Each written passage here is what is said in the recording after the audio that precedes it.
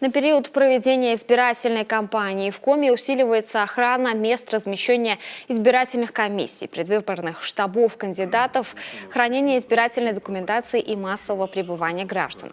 С 16 марта на усиленный режим несения службы перейдут все силовые ведомства, а также медицинские, социальные учреждения и Центр медицины катастроф. Непосредственно в день выборов, 18 марта, на охрану общественного порядка выйдут почти 1500 сотрудников полиции и Росгвардии. Такие данные прозвучали в рамках Республиканского координационного совещания по обеспечению правопорядка.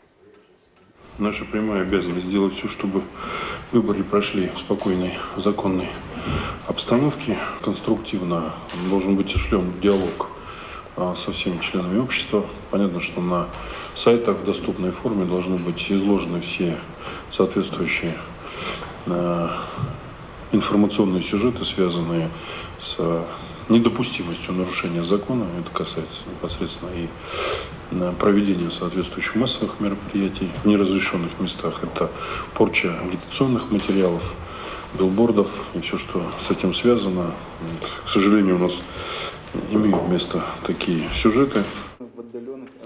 Для выявления нарушителей порядка глава призвал обратить внимание на данные, которые получает система видеонаблюдения «Безопасный город», а также отработать алгоритм межведомственного взаимодействия на случай чрезвычайных ситуаций и террористических угроз.